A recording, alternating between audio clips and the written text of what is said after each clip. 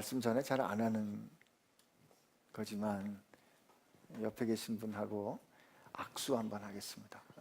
좀 악수 한번 하세요. 이제 친한 분들하고만 하지 마시고요. 그냥 잘 몰라도 악수 한번 하세요. 악수 한번 하시고. 예.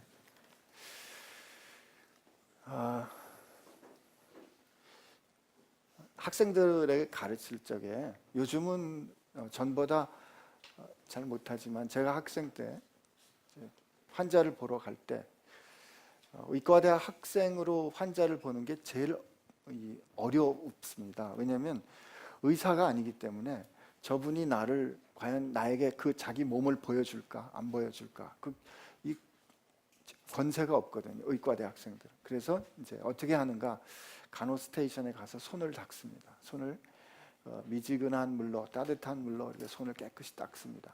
만질 때 손이 끈적끈적한 느낌이 안 들게 손을 닦고, 그리고 이제 혈압계를 들고 갑니다. 요즘은 수은 혈압계 안 쓰는데 그때는 이제 수은 혈압계를, 매뉴얼 혈압계를 가지고 가서 혈압을 재드립니다. 근데 혈압을 잴 때 그 혈압을 재느라고 이렇게 팔뚝을 걷고 하는 동안에 나는 그분의 이제 손을 만지는 거예요. 그분의 팔을 만지는 거예요. 그리고 나서 혈압이 얼마입니다. 간이 나쁜 분한테 혈압이 얼마입니다. 그닥 중요한 정보가 아닙니다. 그러나 그렇게 해서 이제 그분하고 나하고 그렇게 사귀는 거예요. 그렇게 해서 이게 좀 되면 그날은 그 정도만 하고 갑니다. 그리고 그 다음 날 가서 다시 혈압을 또 잽니다. 그리고 이제 얼굴을 한번 만지고, 그리고 나면 그런 일들이 좀 지나면 이분이 자기 가슴을 열어줍니다. 자기 배를 열어줘요. 왜냐하면 그 과정을 통해서, 내 손을 통해서 내가 당신에게 대해서 관심이 있다라는 걸 그분이 느끼는 거예요. 이건 말 가지고 할 수 없습니다. 여러분, 우리 손은요, 사람을 살릴 수도 있고 사람을 죽일 수도 있습니다. 예수님은 우리 성경 말씀을 보면 말이죠, 나병 환자가 와서 당신이 원하시면 나를 깨끗게 하실 수 있습니다 하고 그 앞에 간청할 때 예수님은 그를 불쌍히 여기사 먼저 그에게 손을 대셨습니다. 사실 말씀으로도 고치실 수 있는 예수님께서 나중에 말씀으로 고치세요. 내가 원하노니 깨끗하라. 그러나 그 전에 아무도 더럽기 때문에 손대지 않는 그를 예수님 손대시는 거예요. 어린 소녀가 죽었을 때 그 어린 소녀의 그 죽은 사람을, 죽음에 손을 대는 것은 내가 부정케 되는 뜻이거든요. 그런데 그 죽은 그 어린 아이를 손으로 잡아 일으키시면서 달리다 쿰, 소녀야 일어나 라고 말씀하십니다. 그 예수님 그 손에 어떤 일을 행하십니까? 예수님이 우리를 사랑하셔서 그 손에 우리를 사랑하신 표적을 남기시지 않습니까? 십자가에 달려 못 박혀 죽으시죠, 그죠? 그 못 박힌 손. 근데 여러분, 예수님께서 그 손에 못 박혀 죽으셨어요, 그죠? 그리고 십자가에서 죽으신 후에 부활하셔서 영화롭게 된, 진짜 그야말로 영광스럽게 된 예수님을 제자들이 못 알아봤습니다. 제자들이 모여있는 거기에 예수님이 가셨어요. 평안하냐? 샬롬 했는데 제자들이 예수님 못 알아본 거예요. 근데 그 못 알아보는 예수님을 제자들이 어떻게 알아봤어요? 부활하신 그 영광스러운 예수님의 손, 예수님의 발, 예수님의 옆구리를 보았을 때 거기에는 여전히 그 우리를 사랑하셔서 사랑하셨기 때문에 그 몸을 내어주신 못자국과 창자국을 가지고 계셨던 거예요. 여러분, 우리 예수님 다시 만나게 될 때 우리는 그 예수님의 영원토록 영광스럽게 되신 그 몸에 여러분과 저를 사랑하셔서 흔적을 남기신 그 못자국 보게 될 겁니다. 그게 그 예수님의 손이에요. 그 예수님이 그 손으로 우리 세상 살면서 흘린 눈물 닦아주실 겁니다. 손이란 누군가를 살릴 수 있습니다. 그런데 오늘 우리 읽은 말씀 보니까 헤롯이 손을 들어 교회 중 몇 사람을 해하려 합니다. 이게 헤롯이 손을 들어 laid on some of the church, some from the church, some of church. 교회의 몇 위에 헤롯이 손을 들어 놓습니다. 이 안수하는 거죠. 이때 헤롯이 교회 몇 회에 손을 대는 건 어떤 결과를 가져옵니까? 그 뒤에 나오지만 야고보를 칼로 쳐 죽이죠. 그렇죠? 그러니까 같은 손이지만, 같은 능력이지만 같진 않죠. 그러나 그 헤롯의 손에 힘이 있어요. 이 헤롯은 헤롯 아그리파 1세인데 그 손에 힘이 있었어요. 근데 그 손으로 누군가를 죽인 겁니다. 그리고 보면 이 사도행전, 오늘까지 읽어오는 사도행전에 손 이야기가 많이 나옵니다. 사도행전 2장에 그들이 성령을 받아 베드로가 설교할 때 너희들이 불법한 자의 손을 들어 나무에 매달은 예수를 하나님이 오른손으로 다시 살리셨다, 이렇게 말씀하세요. 3장에 성전 미문 앞에 나면서부터 안진뱅이 된 자가 구걸했다 그래요. 구걸하러, 그 옛날 노래는 구걸하러 손 내민 거지에게 베드로가 말합니다. 그가 손을 내밀어 잡아 일으키면서 은과 금은 내게 없거니와 곧 내게 있는 것을 내게 주노니 나사렛 예수 그리스도의 이름으로 일어나 걸으라. 구걸하는 손을 잡아, 살리는 손이 잡아 그의 인생을 바꿔주지 않습니까? 4장에는 어떻게 돼요? 하나님 당신의 손을 내밀어 당신의 종들로 하여금 기적을 일으키게 하소서. 그 결과 5장에 사도들의 손을 통하여 표적이 일어나 교회가 부흥했다 그래요. 6장에 어떻게 해요? 사람들 사이에 갈등이 일어났을 때 초대교회 일꾼 7을 세울 때 그들이 손을 얹어 안수하여 사람을 세우지 않습니까? 그죠? 여러분, 이 손은 하나님께서 어떤 손은 스데반의 그 설교에는 어떻게 나오냐면 이스라엘 백성들이 하나님께서 자기 손으로 구원하신 것을 그들이 깨달을까 생각했지만 이스라엘 백성들이 어떻게 해요? 이스라엘 백성들이 자기 손으로 만든 송아지를 숭배했다 그래요. 하나님은 사람의 손으로 지은 집에 계시지 않는다. 이게 그 손이 이렇게 된단 말이에요. 그러나 여러분, 그 하나님의 손은 어떻게 해요? 사도행전 8장 9장에 가면 어떤 일이 일어납니까? 사마리아에 복음이 전해졌을 때 사마리아 사람들을 죽이려 했던, 그 사마리아 사람들을 저주했던 베드로와 요한의 손이 사마리아 사람들의 머리에 얹어질 때 하나님의 성령이 임하시잖아요. 그리고 다메섹 도상에서 주님을 만난 바울이 그 눈이 안 보이게 됐을 때 아나니아가 그 눈에 손을 얹을 때 그가 다시 보게 되거든요. 여러분, 우리의 손은 같은 손 같지만 하나님을 두려워하고 하나님께서 기뻐하시는 것을 우리가 생각하고 손을 뻗을 때 그것은 사람을 살리는 손이 되지만 오늘 헤롯처럼 유대인들이 기뻐하는 것을 조차 손을 뻗을 때는 사람을 죽이는 손이 될 수 있는 거죠. 오늘 이 3절에 나오는 우리 1절부터 3절을 한번 같이 읽어보면 그때 헤롯 왕이 손을 들어 교회 중에서 몇 사람을 해하려 하니 요한의 형제 야고보를 칼로 죽이니 유대인들이 이 일을 기뻐하는 것을 보고 베드로도 잡으려 할세 때는 무교절 기간이라 이렇게 돼 있어요. 이때 유대인들이 이 일을 기뻐하는 것, 이게 아레스토스라는 건데 이 아레스토스라는 단어가 어떤 뜻인가 하면 신명기에 보면은 이런 말씀이에요. 너희들이 너희 소견에 너희들 보기에 좋은 대로, 그 더 위엔 창세기 3장에 보면 하와가 이 사단에게 속아가지고 선악과를 보니까 이게 눈에 보암직하고 눈에 정말 좋아 보였어요. 이게 좋다. 유대인들이 그 눈에 기뻐했다 이 뜻이에요.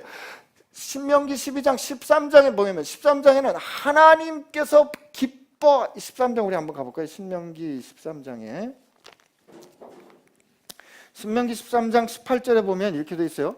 내가 만일 내 하나님 여호와의 말씀을 듣고 오늘 내가 내게 명하는 그 모든 명령을 지켜 내 하나님 여호와의 목전에서 정직하게 행하면, 이게 정직하게 행하면 이게 유대인들이 기뻐하는 아레스토스 그거예요. 하나님이 보시기에 기뻐하는 대로 행하면 이렇게 되리라.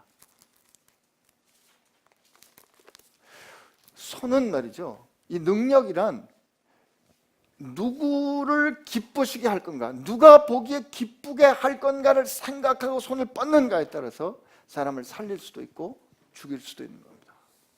오늘 헤롯은 하나님이 아니라 사람의 눈을 따라, 사람의 눈을 기뻐하기 위해서 정치적인 판단에 따라서 사람 죽이는 거 아무렇지도 않게 생각했던 거죠. 야곱은 죽습니다. 요한의 형제 야고보가 죽습니다.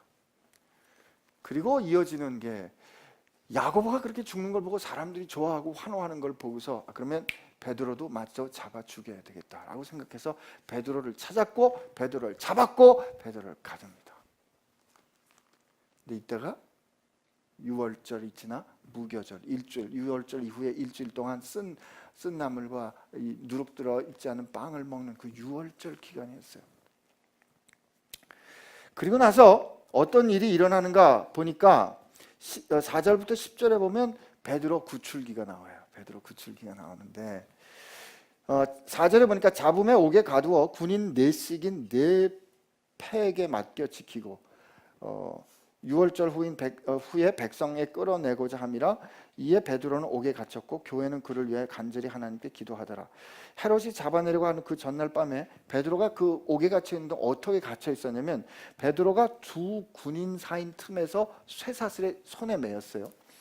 쇠사슬이 손에 매였는데 베드로가 두 군인 사이에 있었던 거죠.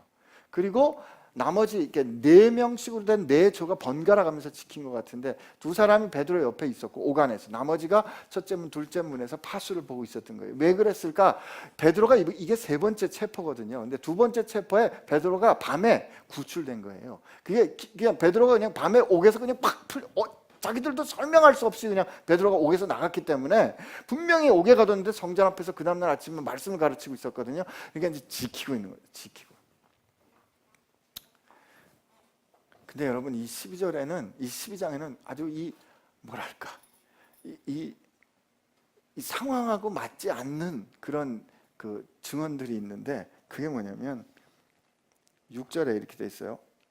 헤롯이 잡아내려고 하는 그 전날 밤에 이제 내일 헤롯이 이 베드로를 잡아낸다는 뜻은 이제 처형하려는 거예요. 내일 죽을지도 모른다 이거예요. 그런데 그 전날 밤에 베드로가 두 군인 틈에서 쇠사슬에 매여 여러분 거기 밑줄 한번 가보시죠. 누워 잤습니다.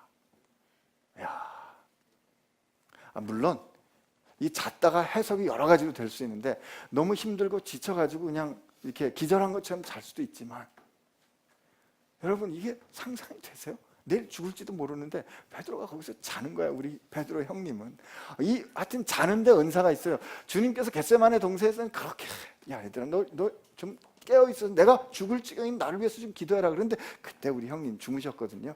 결정적인 순간에 주무시는 오늘 아침 일부 예배 조 목사님께서 베드로에겐 자는 은사 아닙니다. 그러니까 이게 이렇게 되면 목사님 설교한 걸 내가 아니라 그렇게 얘기 되나? 그런 뜻이 아니고 이게 워낙 이게 여러분 상상해 보세요. 지금 죽을지도 모르는 거예요. 내일. 죽을지도 모르는 게 아니고 야고보를 보니까 죽는 거죠. 여러분 베드로하고 야고보는 12명의 사도 중에 특별한 관계였어요. 같은 갈릴리 같은 동네 출신이고 베드로와 안드레가 형제인데 하나님께서 예수님께서 야고보를 부르실 때 야고보와 세베대의 아들 야고보와 야고보의 형제 요한 이렇게 되어 있습니다. 여러분 복음서를 읽어보면 항상 이렇게 소개해요. 베드로와 안드레 이렇게 되어 있고요. 세베대의 아들 야고보와 야고보의 형제 요한이에요. 근데 예수님께서 내가 그들을 부르실 때 세베대라는 그 아버지를 버려두고 이 둘이 줬는데 예수님께서 결정적인 순간에 이 셋을 데리고 다니십니다. 언제요? 언제 그랬어요? 예수님께서 아까 말한 그 아이를 살리실 때, 죽은 아이 살리실 때 다른 사람 오는 건 허락지 않으시고 베드로와 야고보와 요한만 데리고 가세요. 또 언제? 예수님께서 변화산에 올라가서 변화되는 그 영광을 보여주실 때 그때도 누구다? 베드로와 야고보와 요한만 데리고 가세요. 예수님께서 겟세마네 동산에 가실 때 그 곁에 베드로와 야고보와 요한을 데리고 가십니다. 아마도 이때 이 AD 41년에서 44년 정도로 생각되는데 이때 야고보는 그 예루살렘 공동체의 리더였을 겁니다. 예수님이 마가복음에 보면요 12명의 제자 얘기가 나오는데 예수님이 베드로에게는 반석, 개발하는 별명을 주시고요 야고보하고 요한에게 또 별명을 주세요. 이 사람들이 성질이 불같아가지고 천둥 같은 우레 아들이라는 별명을 주세요. 나머지 9명의 제자들에게는 별명 주셨다 없어요. 특별한 사랑받았어요. 이렇게 특별한 사랑받은 거 알았기 때문에 야고보하고 요한이 어떤 요구를 해요? 야고보하고 요한이 마가복음 10장에 보면 이렇게 얘기를 해요. 야고보가 뭐라고 얘기를 하냐면, 예수님, 이제부터 우리가 예수님께 구하는 것이 무엇이든지 예수님께서 들어주시기를 우리는 원합니다. 제가 복잡하게 설명했지만 가끔 그런 거 하죠. 언제? 아내가 저한테 와서, 여보, 이제부터 내가 하는 거 당신 무조건 들어줘야 돼. 이럴 때가 있어요, 가끔. 근데 만약에 권명철 목사님 어느 날 목사님 이제부터 제가 하는 얘기 무조건 들어주셔야 됩니다. 아시겠죠? 그러면 제가, 권 목사가 열이 있나? 왜 저러지? 이러지 않겠어요? 아니면 오늘 성도분 중에 한 분이 와서, 목사님, 제가 목사님께 무엇을 말하든지 목사님 들어주셔야 돼요. 이렇게 말한다면 제가, 이 성도를 위해서 기도해야 되겠구나, 이렇게 생각하지 않겠어요? 아무나 이렇게 할 수 있는 사이가 아니에요. 어떤 사이다? 내가 이렇게 말해도 괜찮은 사이로 사랑받고 있는 걸 알기 때문에, 그분이 날 사랑하는 걸 알기 때문에, 주님, 선생님, 내가 말해주는 거 선생님 무조건 다 들어주셔야 돼요. 그러고 나서 뭐라 그래요? 선생님, 나는요 선생님 오른편에, 내 동생은요 선생님 왼편에 앉고 싶습니다. 이게 보니까 마태복음 20장에 보면 어머니까지 동원했어요. 어머니까지.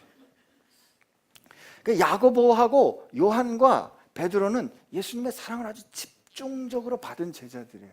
근데 그가 죽은 거죠. 그가 죽고, 그러니까 베드로가 예루살렘 교회 이 리더의 역할을 하고 있는 걸 알았으니까, 그죠? 이 요한이 이제 베드로를 죽이려고 그러는 거 아니에요? 그러니까 이게 아주 그를 집중적으로 잘 지켰는데, 그 위협 가운데 베드로가 잡니다. 난 여러분이 이 잠의 은사를 받게 되기를 축복합니다. 여러분, 잠 못 이루는 밤에 말이죠, 도저히 영원히 쉴 수 없는 그 고난 가운데 있을 때, 그 폭풍 같은 현실 가운데 있을 때 잔다. 세상에 걱정 없는 갓난아이 같은 거예요. 얼마나 잤냐면 말이죠, 천사가 와가지고 베드로를 깨우는데 옆구리를 쳤어요. 이게 발로 찼겠어요. 근데 옆구리를 이게 흔들어 깊이 잔 거죠. 주여 하고 잔 거예요. 그때 그 다음에 갑자기 저는 이 베드로가 나중에 천사가 떠나고 난 다음에 저 철문 바깥에, 도시 바깥에 철문 바깥에서 이 좁은 길 따라 걸어 날아간 다음에 천사가 떠나고 난 다음에 정신 차리고 보니까 이게 현실인 거예요. 이게 무슨 뜻이냐면, 저는 이거 누가가 베드로의 간증을 틀어서 기록했을 텐데, 이게 베드로가 지금 이게 어떻게 일하는지, 이게 무슨 일인지 모르고, 꿈인지 생신지 모르고 그냥 겪은 거예요. 근데 이게 베드로가 자는데 갑자기 혼해진 거지. 감옥이 혼해지면서 말이에요, 이게 베드로 혼했는데 천사가 일어나서 베드로 자기가 흔들어, 야 빨리 일어나, 빨리 일어나. 이게 이제 베드로 일어났어요. 그랬더니 신발 신어, 허리띠를 동여. 신발 신어, 허리띠를 동여. 그랬더니 허리띠를 동이고 신발 신습니다. 그랬더니 천사가 급해 죽겠는데 말이죠, 빨리 들어와가지고, 이게 빨리 나가야 되는데, 여러분, 허리띠를 새가 어디 있고 신발 입을 새가 어디 있어요? 기왕에 천사가 왔으면 그냥 휙 업어가면 그만이지, 그냥 허리띠라 그러고 신발, 그리고 너 겉옷 입어. 이야, 참. 베드로 그대로 다 입습니다. 그리고 그 전에 보니까 성경 말씀에 일어나 그랬더니 자기 옆에 군사들이 지키고 있었는데 손에서 사슬이 툭 하고 풀어지는 거예요. 믿어지세요, 여러분? 그리고 가는데 그냥 첫 번째 파수도 그냥 지나가, 두 번째 파수도 그냥 지나가, 쇠문, 그 무거운 철문이 갔더니 저절로 열려. 그리고 천사를 쭉 따라 내려갔는데, 여러분, 이게 믿어지세요? 안 믿어지죠? 그러니까 베드로가 어떻게 했다? 꿈인지 생신지 자기도 모르겠는 거지.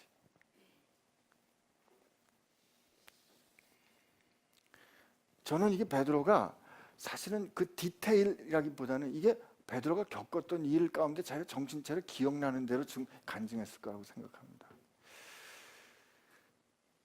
그래서 다음 주에 읽을 말씀이 더 재밌어요.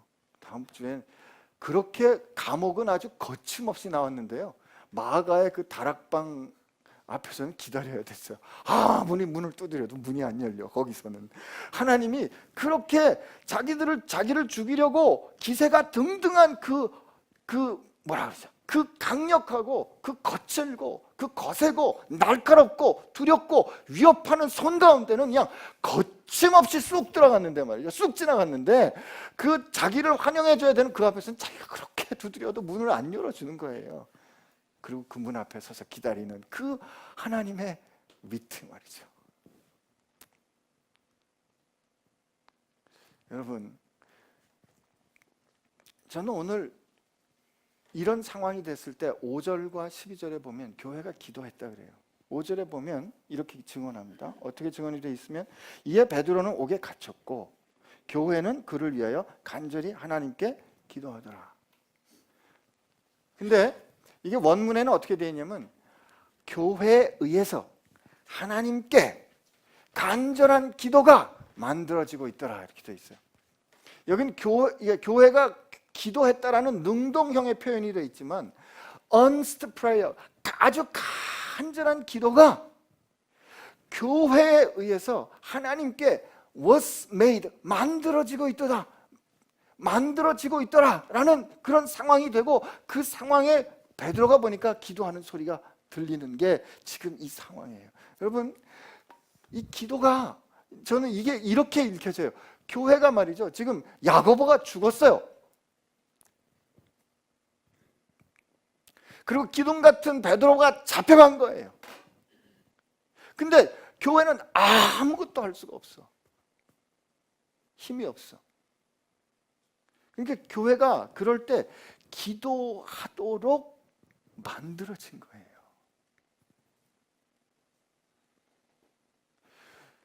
우리 인생에 기도밖에 할 수 없을 때가 있다는 거지. 근데 여러분, 그때 놀랍게도 우리가 어떻게 우리를 구원하시는 하나님의 손에 사로잡혀 있는 것인지를 깨닫게 될 줄로 믿습니다.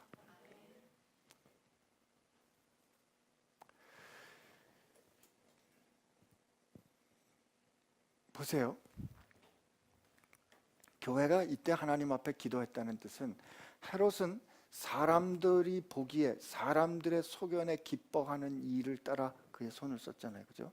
근데 우리가 하나님 앞에 기도한다는 뜻은 어떤 뜻인가 하면 지금 이 상황을 하나님 앞으로 가져갑니다. 이 뜻입니다. 하나님 앞에 지금 이 상황을 하나님 앞에 가져갑니다. 이게 기도예요. 여러분과 제가 능력이 있어요. 이렇게 기쁜 거에는 아멘 하셔야죠. 여러분과 제게 능력이 있어요. 어떤 능력이 있냐면 우리의 상황을 하나님 앞에 가져갈 수 있는 능력이 있어요. 여러분께 그 뭐가 있는가가 그닥 중요하지 않아요. 여러분께 뭐가 없어도 필요가 있을 때, 그러나 내가 할 수 없을 때 여러분 뭘 할 수 있어요? 언제든지 그분 앞에 아빠! 이것 좀 봐주세요. 아빠 이것 좀 도와주세요. 라고 할 수 있는 뭐가 있어요? 능력이 있는 거지.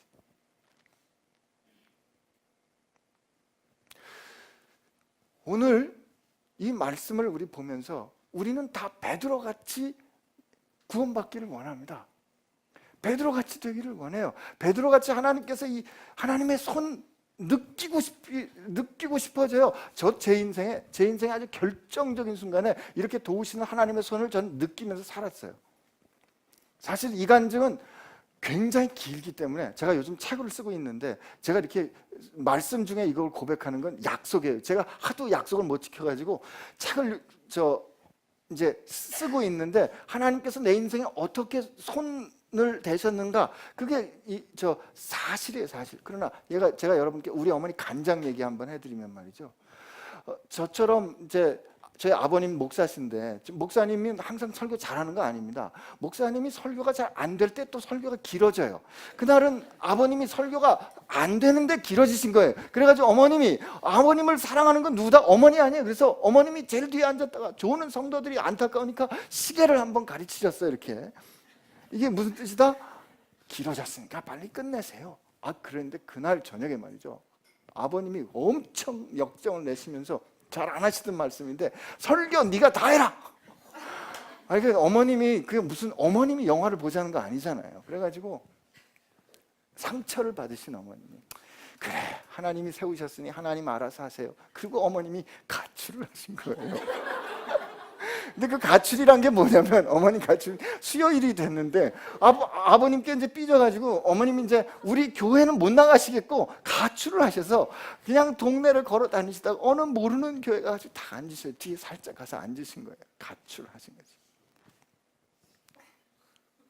그런데 어머님께서 그 뒤에 몰래 다 앉으셨는데, 목사님이 설교하다가 우리 어머님을 보시면서 저기 성광교회 김영분 사모님 오셨습니다. 어머님 지금 아버지랑 싸워가지고 가출하셨는데, 그 깜짝 놀라가지고 어머님 이제 그랬더니 목사님이 간증을 하시는데, 여러 해 전에 제가 전도사였을 때 너무 힘들고 가난해서 간장 장사를 했습니다. 근데 어느 날 간장 한 통을 들고 성광교회를 갔는데, 저 사모님이 간장 좀 사주세요 했을 때 사모님이 간장을 사시면서, 그리고 목사님께서 아직 입지 않으신 새 와이셔츠를 가져다가 저를 주시면서, 엘리사가 엘리야의 옷을 입고 갑절의 영감을 받은 것처럼, 이거 우리 목사님 와이셔츠인데 전도사님 이거 입고 갑절의 영감을 받으세요, 이렇게 위로를 해주셨다는 거예요. 그래, 그때 제가 참 위로를 받았습니다 라는 그 말을 지금 아버지에게 실망해가지고 가출하신 어머니께 하신 거죠. 여러분, 이게 그냥 우연이라고 말하겠죠. 그러나 이게 우연히 이럴 수 있냐고요. 하나님께서 다루시는 그 하나님의 손길이, 그때 설교는 못 하시면서 설교를 길게 하신 아버지를 돕겠다고 그랬던 상처받은 어머니의 마음을, 그래 다시 가야지, 그렇게 하나님께서 이끌어 주신 이 하나님의 손길 말이에요. 하나님의 손길. 그러나 여러분, 이 하나님의 손길은 지금 베드로가 지금 여러분 야고보도 그렇고요, 베드로도 그렇고요, 지금 이 상황에서 그들은 둘 다 아무것도 할 수가 없었어요. 야고보도 베드로도 동일합니다. 베드로도 그 상황에서 그냥 잡혀갔고 착고에 갇혀 있었고, 그냥 그가 한 것은 할 게 잔 거잖아요. 잤다, 이거 아무것도 못했다 이 뜻입니다. 그런데 야고보는 죽었어요. 베드로는 살아났어요. 우리는 다 베드로와 같은 하나님의 손길을 원합니다. 그죠? 우리 어머님 같은 그런 경험들 말이죠. 100번 힘들어갔다가도 하나님께서 그렇게 한번 이렇게 탁 하고 어깨를 쳐주시면 그냥 살만한 거죠. 그죠? 그래서 그냥 어머니가 잘못한 것도 아닌 것 같은데 아버지께 와가지고 미안하다고, 잘못했다고, 주의 종을 내가 이렇게 하면 안 되는데, 그것도 그 하나님의 손길 말이에요. 그러나 베드로를 살리신 하나님이 야고보는 왜 그렇게 놔두셨을까? 이런 질문이 우리가 들게 마련입니다. 근데 여기는 그냥 야고보가 죽습니다. 요한의 형제 야고보가 죽어요. 제가 우즈벡에 있을 때 그 자수르라는 형제가 있었는데, 제가 한두 번 간증한 일이지만, 이 형제가 이 다리에 암이 있었어요. 다리 뼈에 암이 있었는데 사진을 찍어 오니까 이 형제를 한국에 보내자니 너무 어려운 거예요. 좀 망설였어요. 이게 보니까 뼈암 같은데 이거 한국에 보내서 수술을 어떻게 할까? 근데 저랑 같이 일하는 그 선배 선교사님이 얘를 너무 사랑해서 얘를 꼭 한국에 보내야 된다는 거예요. 제가 얘를 한국에 보내면 이게 입원비며 이 돈이 엄청나게 들 것 같아, 나는 못 보내. 그래서 제가 계속 망설였는데, 어느 날은 이 선교사님 아주 정색을 하고 저한테 이 자수를 한국에 보내야 된다는 겁니다. 돈은 물론 없죠. 여러분, 이게 중보자의 마음이에요. 중보자는 이래서 뻔뻔합니다. 왜? 내가 이익 보는 거 아니니까. 내 사랑하는 사람 하나님께 살려주세요라고 이거 올려드리는 거니까 아주 당당해요. 돈도 하나도 없으면서. 그래가지고 제가 그 선교사님한테 밀려가지고 그 병원에 있는 제 후원금 계좌에 있는 그 후원금을 일단 한 몇백만 원을 제가 이제 서울에 연락을 해서 이거 제가 먼저 헌금하겠습니다. 얘 좀 치료해 주세요라고 부탁을 했더니 서울에 계신 그 교수님들이 야, 이 안 선교사가 자기 후원금을 이렇게 헌금을 했는데 이거 우리 치료해 줘야 되겠습니다. 그래가지고 자수를 한 아이를 받아주기로 한 거예요. 그래서 얘가 한국에 가서 수술을 받았습니다. 수술 잘 받았는데 수술하고 너무 좋았어요. 이 바다를 보지 못한 아이가 인천 앞바다에 가서 너무 즐겁고 사랑하고 너무 즐거운 그걸 또 다 그걸 돕는 사람들이 사진을 다 찍어놨어요. 그런데 한 일주일쯤 지나가지고 얘가 막 숨이 차기 시작해서 보니까 그 암이 말이죠, 폐로 퍼진 게 그냥 확 드러난 거예요. 서울에서 전화가 왔는데 얘가 아무래도 못 살 것 같다는 거예요. 그래서 우리가 이제 그때부터 다 금식에 들어갔어요. 여기 교회는 기도에 힘쓰더라. 우리가 이제 기도를 막 하는데 막 우리 자매님들은 이 막 환상을 하나님께서 고쳐주셨다는 거예요. 저도 막 기도하는데 이 하나님 앞에, 나는 의사잖아요. 하나님 폐에 있는 암이 녹아지게 해주세요. 막 기도하는데 하나님께서 폐에 암을 녹여주시는 것 같아. 그래가지고 서울에 전화해가지고 뭐 선생님이 염려 안 해. 입원비도 많이 들고 얘가 죽을 것 같고. 근데 제가 선생님 전 돈은 모르겠으니까 얘는 무조건 살려야 됩니다. 왜냐하면 우즈베키스탄 이슬람 마을에서 하나님 믿지 않는 마을에서 얘 한국에 살리겠다고 보냈는데 죽어가지고 와보세요. 이거 하나님 망신이거든요. 하나님 절대로 안 됩니다. 이거 살려보내. 그래가지고 돈은 하나도 드리지 않았으면서 그냥 무조건 살려달라 그런 거예요. 그래서 거기서 그렇게 해서 이중가를 그렇게 치료하고 난 다음에 의사 간호사 딸려가지고 우즈벡으로 보냈습니다. 살아왔어요. 근데 애는 이제 폐에 암이 퍼졌으니까 그냥 숨을 헐떡헐떡하고, 그래서 집에 데리고 들어가서 그 아이를 일주일 동안 그 집에 이렇게 날마다 그 집에 가서 기도하고 돌보는데 이 아이가 영생에 대한 소망이 있는 그 말씀에 다 밑줄을 쳐놓은 거예요. 그리고 그 아이는 일주일 만에 죽습니다. 근데 그 엄마가 돌아오자마자 저한테 뭐라고 얘기하냐면 왜 나를 인제 보내줬냐 이거예요. 왜 우리를 인제 보내줬냐 이거예요. 참 사람들은 이게 뻔뻔해요, 그죠? 그래서 처음에 너무 미안했어요. 애가 늦게 보내서 그렇게 된 줄 알고. 근데 어머니 이유는 그게 아니었어요. 나는 한국에 가서 사랑이 뭔지 봤다는 거예요. 자기를 낳아준 조국에서는 아무도 신경 쓰지 않았는데, 자기를 낳아준 조국에서는 자기 아들에 대해서 뭐 의사들이 하나도 신경 쓰지 않았는데, 나는 거기 있는 의사들이, 그리고 당신들이 우리를 어떻게 사랑했는지 난 그 사랑을 봤다. 하나님의 사랑이 뭔지 알았는데 그 사랑을 왜 인제 알게 해줬냐 이거예요. 그래가지고 그 엄마하고 아빠가 애가 죽을 것 같으니까 울다가도 그 받은 사랑에 감사해서 웃다가도 이게 막 왔다 갔다 하고 결국 죽었는데 말이죠. 어려움을 겪었습니다. 예수 믿는 집안이기 때문에 매장을 안 해주겠다는 거예요. 그런데 그때 그 집의 아버지하고 그 마을에 있던 그 아주 강력한 이슬람 마을에 있던 우리 몰래 믿던 형제들과 자매들이 일어섰어요. 우린 예수 믿는 사람입니다. 하나님은 우리 기도 들어주지 않으시고 우리 기도에 응답하지 않으신 것 같고 자수를 그렇게 구원해 주시지 않은 것 같았는데 말이죠. 그 아버지가 뭐라고 말하냐면, 아버지 꿈속에 그 아들이 나타났는데 빛나고 흰 옷을 입고 아빠 난 너무 편한 주님 품 안에 있어요 라고 아빠를 위로해주고 하는 그 가운데 하나님은 그 잣술의 생명을 통하여 그곳에 교회를 세우시다. 베드로와 같은 구원이 아니었어요. 야고보와 같은 결말이었어요. 그런데 여러분, 그 야고보가, 그 사랑을 확인했던 야고보가 예수님께 그렇게, 선생님 우리가 선생님께 뭘 원하든지 선생님 들어주셔야 돼요. 좀 그때 우리 그 나눴던 대화 한번 가볼까요? 마가복음 10장인데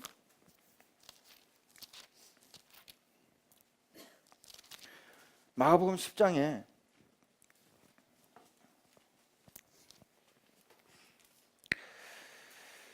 35절에 이게 나옵니다. 세베대의 아들 야고보와 요한이 주께 나와 여짜오되 선생님이여 무엇이든지 우리가 구하는 바를 우리에게 하여 주시기를 원합니다. 그때 예수님 물어보세요. 그래 너에게 뭘 해줄까? 뭘 해주기를 원하니? 그랬더니 여짜오되 주의 영광 중에서 우리를 하나는 주의 우편에 하나는 좌편에 앉게 하여 주옵소서. 그때 예수님께서 이렇게 말씀하십니다. 얘들아 너희는 너희가 구하는 것을 알지 못하는구나. 내가 마시는 잔을 너희가 마실 수 있으며 내가 받는 세례를 너희가 받을 수 있느냐? 그랬을 때 말이죠, 야고보하고 요한은 무슨 뜻인지 몰랐어요. 그런데 이 두 형제가 말이죠, 용감하게 주님 앞에 이렇게 말합니다. 그들이 말하되 할 수 있어요 선생님, 할 수 있나이다. 그랬더니 예수님이 이렇게 말씀하십니다. 예수께서 이르시되 너희는 내가 마시는 잔을 마시며 내가 받는 세례를 받으려니와 내 좌우편에 앉는 것은 내가 줄 것이 아니라 누구를 위하여 준비되었든지 그들이 얻을 것이니라. 그랬더니 이것 때문에 그 당시 베드로 포함 10 제자들이 화가 났어요. 저것들 말이야 예수님 옆에 이렇게 앉으려고 그런단 말이지. 그런데 예수님이 그때 이렇게 말합니다. 이방인의 집권자들이 그들을 임의로 주관하고, 여러분 이방인의 집권자들 누구야? 헤롯이 야고보 너를 임의로 주관하고 그 고관들이 그들의 권세를 부리는 줄을 야고보 네가 알게 될 거야. 그러나 너희 중에는 그렇지 아니하니 너희 중에 누구든지 크고자 하는 자는 너희를 섬기는 자가 되고 너희 중에 누구든지 으뜸이 되고자 하는 자는 모든 사람의 종이 되어야 하리라. 인자가 온 것은 섬김을 받으려 함이 아니라 도리어 섬기려 하고 자기 목숨을 많은 사람들의 대속물로 주려 함이라. 저는 야고보가 그 헤롯의 칼 앞에 그 무심하고 부조리하고 그 잔혹한 칼 앞에 그가 자기 생명을 내어주어야 할 때, 전 아마 천국 가면 야고보 형님에게 물어보고 싶지만 그때 주님께서 하셨던 이 말씀 기억하지 않았을까요? 주님, 이게 제가 마실 잔이군요. 주님, 이게 제가 받을 세례군요. 그리고 그가 하나님 앞에서 주님께서 사람을 살리기 위하여 생명을 주시고 다시 사셨다는 그 일에 증언하는 그 일에 나도 주님처럼 이 생명 드리겠습니다 라고 야고보가 말하지 않았을까요? 난 야고보가 그렇게 기억했을 거라고 믿어요. 주님께서 이 불뚝불뚝하는 성질을 가진 야고보, 요한을 향해서 야, 이 우레의 아들들아, 이 천둥 같은 녀석들아 라고 그를 불렀는데, 그렇게 불렀던 그가 말이죠, 예수님 때문에 순한 어린 양같이 죽어가는 그 현실은 저는 실패가 아니라 하나님의 도우심으로, 하나님의 손으로 그를 이끄시고 그를 붙드시고 그를 하나님께서 받으셔서 지금 주님 오른편에 왼편에 앉히신 결정이라고 믿습니다. 여러분, 우리 인생에 살면서 우리가 다 베드로와 같은 결말을 원합니다. 그러나 우리가 진짜 하나님 앞에 우리 능력을 제대로 사용해서 우리 있는 현실을 그대로 하나님 앞에, 하나님, 나는 잘 몰라요. 이때 지금 이 상황이 이미 제가 어떻게 할 수 있는 능력 바깥에 있으니까 주님, 신실하신 주님께서 나를 위하여 하나님 마음대로 하세요. 그렇게 주님 앞에 맡길 때 주님께서 야고보처럼 이끄시든지 아니면 베드로처럼 이끄시든지 간에 우리를 위하여, 여러분과 나를 위하여 완전한 길로 이끌어 주실 줄로 믿습니다. 여러분, 이 일이 언제 일어난지 아세요? 6월절에 일어났어요. 주님이 베드로에게 너 허리띠를 동여, 신발 신어, 겉옷을 입어. 왜 그랬을 것 같아요? 6월절에 이스라엘 백성들에게 그 밤에 말이죠, 주님께서 그렇게 말씀하셨어요. 너는 신발을 신고 허리띠를 동이고 지팡이를 쥐고 겉옷을 쥐고 지금 이 밤에 여호와의 구원이 임할 거니까 너는 떠날 준비하고 음식 먹어야 돼 라고 한 그 6월절 말이죠. 여러분, 그 6월절에도 이날 이 밤에 베드로를 구원할 때도 이스라엘 백성들이 한 일이란 신실하신 하나님의 손을 믿어 그의 손에 자기를 온전히 드린 결정밖에 없었다는 거 기억하시길 바랍니다. 여러분 모두도 그 여러분 인생의 6월절을 경험하셨을 겁니다. 여러분을 죽이려는, 여러분을 위협하는 그 손은 강력하고 너무도 위협적이고 너무도 완벽해서 말이죠, 어떤 방법도 없을 것 같은 그때 하나님께서 생각하지 않은 방법으로 그 모든 여러분을 꺾으려는 손을 꺾으시고 하나님의 오른손으로 여러분을 구원하실 줄로 믿습니다. 그러므로 여러분, 여러분의 능력을 잘 사용하시길 바랍니다. 어떤 능력? 하나님이 기뻐하시는 것을 볼 수 있는 능력. 그게 언제예요? 기도할 때 이루어져요. 그리고 하나님이 기뻐하시는 대로 여러분들이 하나님 기뻐하시는 그 눈길을 따라 여러분의 손을 내밀 때 여러분의 손은 누군가를 살리는 하나님의 손 될 줄로 믿고, 그리고 여러분 어떻게, 하나님 나는 어떻게 돼요? 그거는 베드로처럼 야고보처럼 하나님의 완전하신 손에 맡기시는 결정하시기를 바랍니다. 하나님 앞에 우리 같이 기도하겠습니다.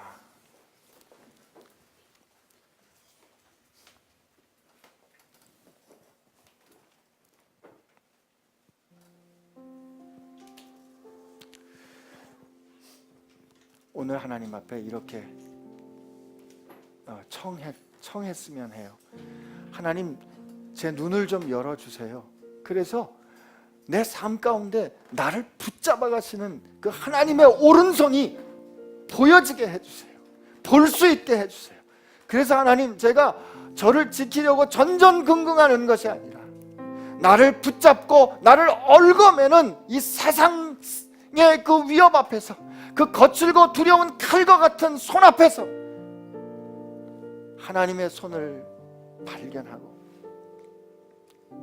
하나님 품 안에 온전히 잠들 수 있는 평안, 그것을 내 삶 가운데 누리게 하여 주옵소서. 이렇게 하나님 앞에 기도하시기 바랍니다. 우리 같이 기도합시다. 하나님 아버지, 그렇습니다. 이 시간 우리의 눈길을 열어 하나님을 바라볼 수 있도록 하여 주시고, 우리로 하여금 하나님 내 삶에 역사하시는 그 하나님의 손길을 느낄 수 있는 우리를 되게 하여 주옵소서. 하나님, 그 어떤 것이든지 나를 향하신, 나를 위하여 행하시는 하나님의 행사하신 하나님의 손은 완전하시고 신실하시고 사랑이 가득하고 절대로 옳은 줄로 믿사 하나님, 내 인생이 야고보와 같을지라도 감사합니다. 베드로와 같을지라도 감사합니다.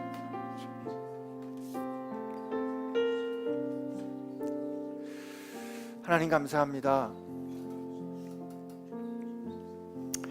오늘 하나님 앞에서, 아버지 앞에서 자녀된 우리들 이렇게 결정합니다.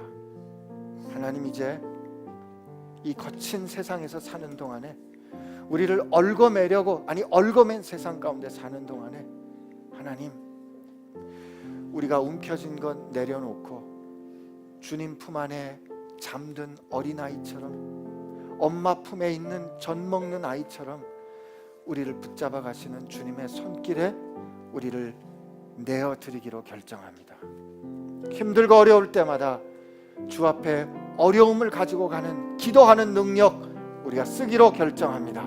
그리고 우리의 기도를 들으신 주님께서, 신실하신 주님께서, 완전하신 주님께서, 우리를 사랑하시는 주님께서, 생명으로 주어 우리를 사신 주님께서 우리를 향하여 베드로와 같은 결정을 내리셔도 아멘이고, 하나님, 우리가 힘들고 참 어려울지라도 혹여 주님께서 우리를 향하여 야고보와 같은 결정을 내리시더라도 아멘, 주님이 옳습니다.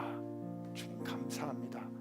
이렇게 순종하는 저희들, 순종하는 교회 되게 하여 주옵소서. 주님 감사합니다. 내 인생에 손대 주신 주님께 감사합니다. 그 주의 손으로 내 삶을 빚어가실 줄로 믿사옵고 예수님의 이름으로 기도합니다.